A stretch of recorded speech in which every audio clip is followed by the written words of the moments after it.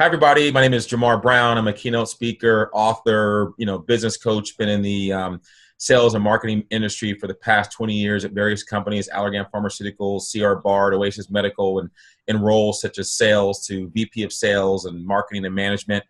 But more importantly, my passion in life has always been to help people unlock, unleash, and just be relentless around their potential in the world, because I believe everyone has so many hidden gifts and talents.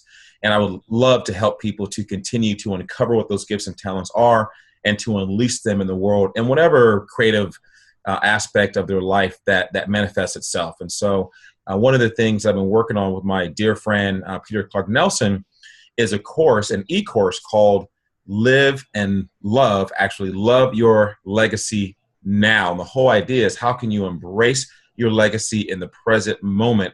Because that's what is going to become your legacy for your entire life. And so we have put together a series of short videos to really help you understand what the course is about, what some of the content is, what some of the topics are, to give you a flavor for this phenomenal e-course. Is going to come out towards the end of September, followed by an actual book based on the same topic, which is Love Your Legacy Now. So before we dive into the content for this particular video, Peter, take a second and let everybody know who you are. Well, it's an honor to be a part of this process with you, Jamar, as it's been for the last 15, 16 years. We've been collaborating on different projects, and to watch it all culminate into Love Your Legacy Now is really, if you think about it, it was something that we've been doing literally all this time. We're just not consciously aware of how to pull it all together and really enjoy the process of being successful. And so for those of you who don't know a little bit, that much about me and what I do, other than, posting up long articles on Facebook, a lot of people know the content that I've been producing for the last few years. But as far as my work, I'm a breakthrough strategist, an author, ghostwriter, and a content advisor to entrepreneurs, subject matter experts, Fortune 500 companies. And really my focus is working with individuals to go inward and clear out those energetic blockages and that anxiety to rising to another level, and so that we can unleash our inspired voice. And to do that, it's really, if you have an inspired message, you have obviously an audience that you're going to present that message to. So part of my work is really helping people align their vision and their own energetic signature with the heart and energetic signature of their audience. And so the purpose behind that, that's kind of the surface level, aspect of it, but really the purpose and intent, and where my legacy comes into play, is helping raise the consciousness of the planet so that we can break through the old paradigm of the patriarchal mindset and really be able to balance and harmonize the higher self and with our physical self, and really be able to enjoy and love what we're doing in the present moment. I mean, that's really what it's all about. So as you said in one of the previous videos that we did, live with no regrets. And that's a really, that's a theme of what we do. And that's a lot of what this course is all about. Awesome. Peter, thank you very much. As you're talking, I literally felt the energy of the late, great Dr. Wayne Dyer. He was one of my all-time favorite speakers and authors. And as you were talking, you kind of have a little Wayne Dyer ness about you. So, is it the fact that there's no hair up here? I don't know, but maybe that's what it is. Yeah. No, but seriously, I mean, thank you for awesome. saying that. I appreciate that. Yeah, and for those of you that don't know, Peter and I have been talking behind the scenes and really being sort of part of the same tribe in terms of helping us unleash each of our own, personal gifts and talents for the last 16 years. And so you're going to hear a lot about the stuff that we've done and the energy of how we collaborate, which is phenomenal. What we want to do in this particular video today is really to contrast different styles in terms of leadership that lead to a person's legacy. And we're going to look at a fear-based approach of leadership. And we look at the current political situation, and we're not going to get into any political talk and sort of tear people apart. That's not what we're trying to do. We want to look at a certain style of leadership and contrast that with another style of leadership, which is based on vulnerability. So one side, you have a fear-based approach. On the other side, you have a vulnerability-based approach. We're going to share with you guys exactly what that means. But before we go there, I want to tell a quick story which will help us dive into and really internalize what we're talking about today. And the whole idea is do versus become. One of my mentors when I was graduating from Whittier College years ago set me down and said, Jamar, what do you want to do with your career? I said, I want to make a lot of money. get promoted as quickly as possible, and be the CEO of a company one day. And she said, no, what do you want to do with your career? And I said, because I thought she didn't hear me, and I said, I want to make a lot of money, get promoted as quickly as possible, and be the CEO of a company one day. And she said, well, time out. I'm not asking you what you want to do. I'm asking you who you want to become, because in life, you're going to do so many different things. And there's some jobs and career choices you're going to make that you can't even imagine at this point. But the one thing that won't change is that you are the person doing those things. You will leave a legacy and a mark at whatever company you're at, with the people that you surround yourself with the employees that you manage one day, with how you interact with your coworkers. And she said, I want you to be mindful of what legacy do you want to leave behind? What do you want them to say about you 10, 15, 20 years from now? And at the time, I couldn't really understand that concept, Peter, because I was a 19 or 20-year-old kid, get out of college, and I just wanted to make money. Right. But years later, it hit me, and it led to the creation of the books and the programs that I do, because it's all about who you are becoming. And so my point is, in terms of leadership, whatever you're managing, whatever you're leading, whether you're a teacher in a classroom or a VP of sales at a company, you are leaving behind a legacy each and every single day that will follow you for the rest of your career. And one of the most detrimental things, I think, in leadership is to lead with fear. And I'm going to talk to you about, what that means in terms of how it negatively affects so many people. But Peter and I were talking about the current political situation and how, people in the White House are coming and going. There's a revolving door, which, people get hired, people get fired. It's not that big of a deal. But there seems to be a fear-based air and a fear-based energy behind all that. And we want to talk about how detrimental that is versus another style, which I'll get into a second, which is based on vulnerability. So, Peter, with that said, just kind of dive into your thoughts about what's happening in this current political situation a little bit in terms of legacy and fear, and we'll dive into the other side, which is vulnerability. Right. Well, great points you made, Jamar. And, just to simply, it's almost like the name that must not be spoken. It's like, okay, Donald Trump. Let's not pretend that Donald Trump isn't who he is. We already knew who he is before he got into the White House. This is a guy who built his reputation off of a ruthlessness and a sense of, grandiose self, promoting campaigns. I mean, he was very successful with the show The Apprentice, not because people were tuning in to see the next wave of entrepreneurs. Nobody gave a shit about the entrepreneurs. That didn't factor into the viewership. People wanted to see individuals get fired. People were tuning in to watch people's dreams get crushed by Donald Trump. So why should anybody be surprised that there is a revolving door with the people coming in and out of the administration? This is a guy that's addicted to chaos. He thrives under chaos. And it's not Donald Trump per se. He's not the issue at all. The issue is the mindset of the patriarchal system that he is a direct product of. We all are in many respects. We're all born into what I refer to as bondage. We were born into an ideology that says that in order to be successful, we must succeed at the expense of other people's suffering. So, a lot of people have issues with, capitalism and the business model, and business is great.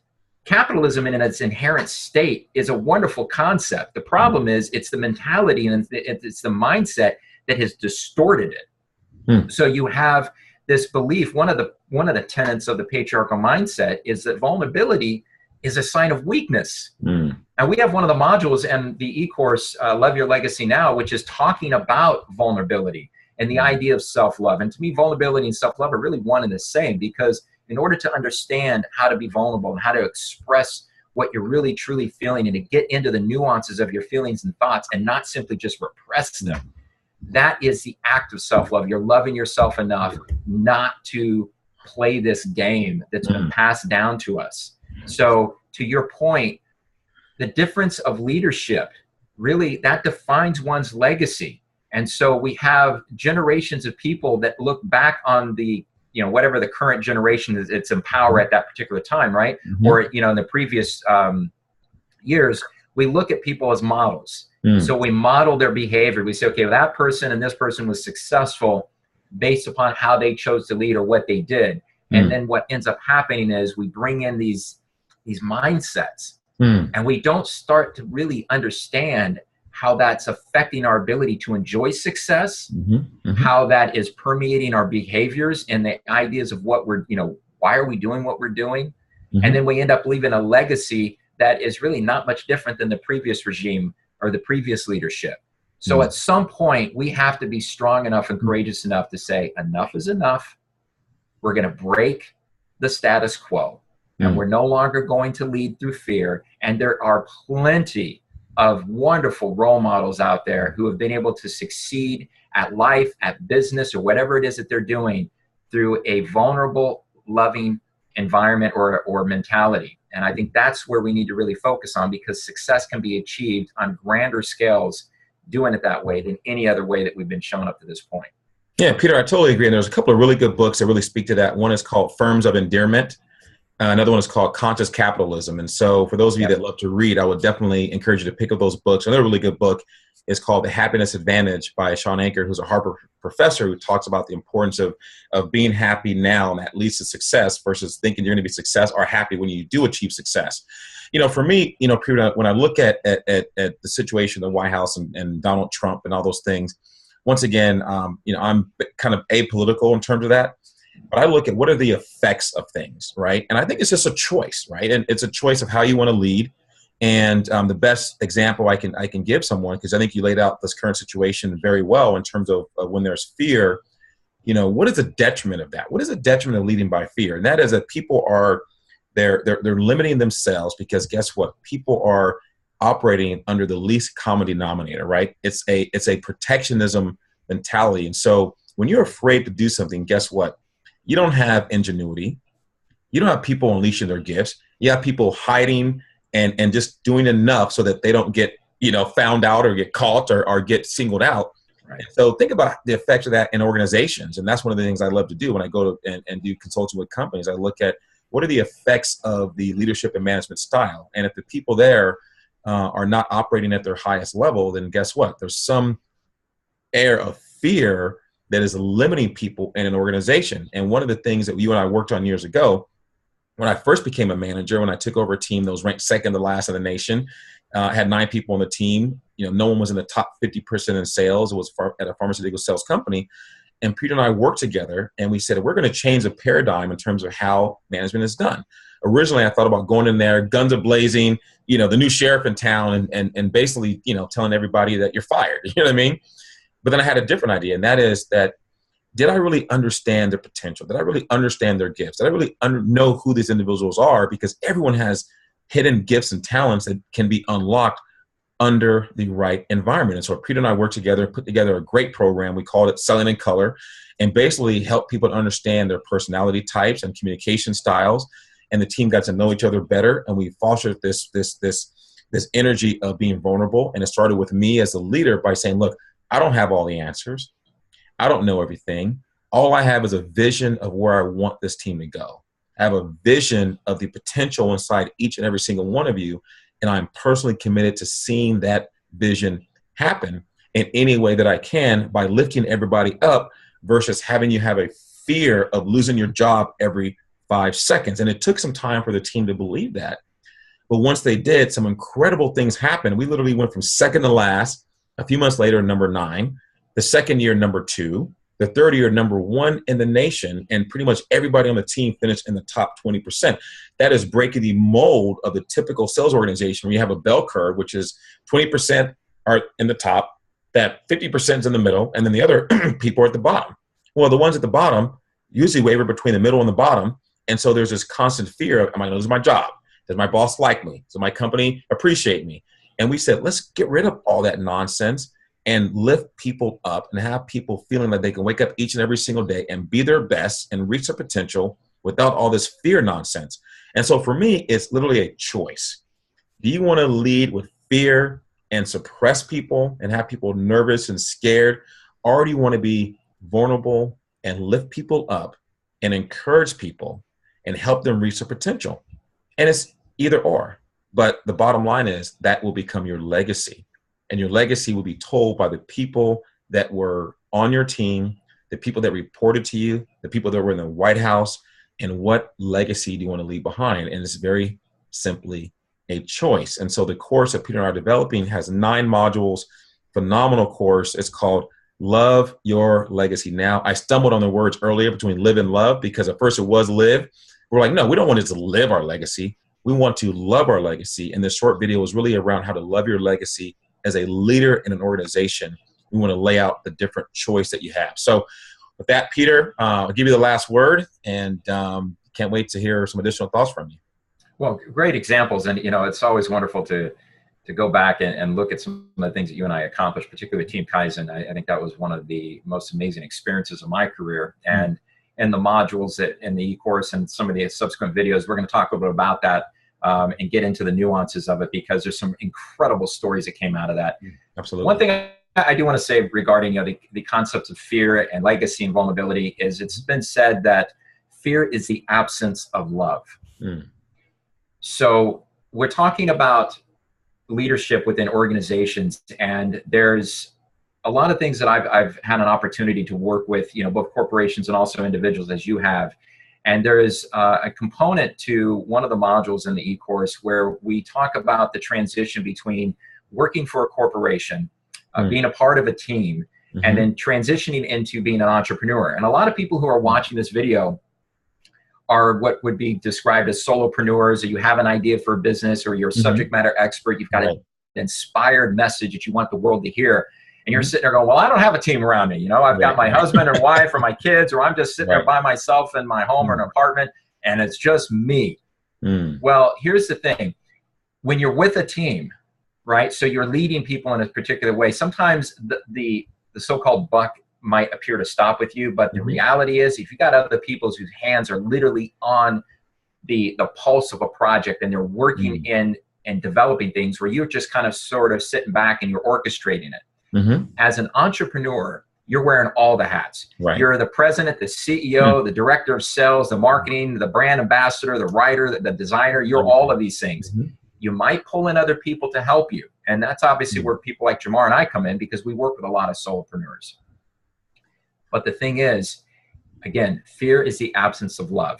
So as an individual entrepreneur, part of your legacy is how you express your message to the world. It's how willing you are to be vulnerable. It's how willing you are to share the true essence and presence of who you are, and to not be afraid. And I know this is easier said than done, but to not be afraid of what other people are going to think of you. So going back to the whole basis of what we started this video out with, which was talking about leadership and fear and all of these things that we see in the political climate. This is all a product of people's unwillingness to break the cycles of dysfunction. So it's changing the paradigm of how we were raised. We were raised to conform to a certain ideology and told this is the rules, or these are the rules, this is the law, this is how you're supposed to operate, and you don't go beyond this point. Bullshit. Break through that ceiling. We live in a world now where there's more consciously aware human beings than at any time ever. So if you are going to break out of a particular paradigm that you're living in, or a particular ideology, it's pretty scary, because people might be shaming you and telling you shouldn't do this. But you and I talk about this all the time. When you break out of a particular tribe, you will be met by a new tribe. In other words, as you raise your vibrations, as you raise your consciousness, there will be other people who are going to operate at that frequency, and they're going to meet you. And you're going to know, you're going to see you're not alone. And therein lies, again, one of the reasons why it's so important to be vulnerable as an entrepreneur with an inspired message. When you start to share your message, when you start to share who you are not simply just loving your legacy and living it in the moment. You're giving other people the permission to do the same. Absolutely. So really, to me, one of the great benefits of a person's legacy and leadership is to know that we do not suffer in isolation. And we are not going to succeed in obscurity. So we are becoming more of a collective group of individuals who are rising above the past, and we do not have to keep bringing these ideologies along. So we can just burn them, and we can come up and we can say, okay, we're starting a new way of leading. We're starting a new way of being entrepreneurs. And most importantly, we're going to lead with vulnerability, because that is where our true strength and power resides. Wow, Peter, as always, beautiful words, absolutely phenomenal. I'm always inspired and motivated by the things that we talk about, and and particularly what you just said. And I want to thank everybody for watching this short video. And once again, to wrap things up, this is part of a short video, sort of pull back the curtains a little bit in terms of the e-course is going to come out towards the end of September, followed by an actual book based on the same subject matter, which is called Love Your Legacy Now. Don't wait. Love it now. And hopefully you sort of saw into the souls of Peter and I and can feel our commitment and passion for really helping each one of you unlock, uncover, and unleash your potential in the world. And as a leader, as Peter mentioned, you either have a team in a company or you're a solopreneur, entrepreneur. Your legacy, a big part of your legacy is what people say about you years from now, and how you help people uncover their talents and their gifts and how you make them feel. And we're just encouraging you to get away from this fear-based approach, which is nonsense, which takes us back to the old ways of doing things, and really stay focused on being vulnerable, lifting people up, and you'll be amazed at what your team, what those around you, what your family and your friends will achieve and will understand about themselves and will unleash if you're vulnerable and you operate from the standpoint of you want to lift other people up versus tear them down. So be on the lookout for more videos from Peter and I, and be on the lookout for the e-course towards the end of September and the book.